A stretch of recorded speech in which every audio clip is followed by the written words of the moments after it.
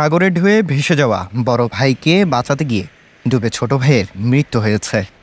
শনিবার দুপুর 2টার দিকে কক্সবাজার পৌরসভার 1 নং ওয়ার্ডের নাজিরাডেক এলাকার আপন দুই ভাই বাটা জাল নিয়ে সাগরে মাছ ধরতে নামে। বড় ভাই রিফাতকে সমুদ্রের ঢেউয়ের কবলে ভেসে যেতে দেখে নিজের প্রাণ বাজি রেখে ছোট সিফাত আলম বড় ভাইকে উদ্ধারের জন্য ছুটে যায়। এ সময় সমুদ্রে ডুবে যায় ছোট ভাই। স্থানীয়রা বড় ভাই রিফাতকে জীবিত উদ্ধার করলেও সিফাতকে গুরুতর অবস্থায় উদ্ধার করে কক্সবাজার সদর হাসপাতালে নিয়ে গেলে কর্তব্যরত চিকিৎসক তাকে মৃত বলে ঘোষণা করেন। তবে বাবার দাবি মাছ ধরতে নয়, খেলতে বের হয়েছিল দুই ভাই। মাছ ধরতে যাওয়া সেটা কিন্তু শিওর না। ছোট্ট একটা জাল নিয়ে দুনো ভাই গেছে খেলার জন্য, খেলার উদ্দেশ্যে পুরো একটা জাল নিয়ে খেলতে গেছে। যেহেতু আমরা জেলে কাজ করি, আমরা জেলের সন্তান, এরা আমরা কীরকম মাছ ধরে আমার আব্বরা ভাই আমরা দেখি এরকম বলে দেখতে গেছে।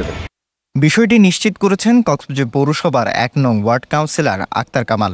তিনি বলেন, বড় ভাইকে বাঁচাতে গিয়ে সিফাত ঢেউয়ের কবলে পড়ে মৃত্যুবরণ করেন।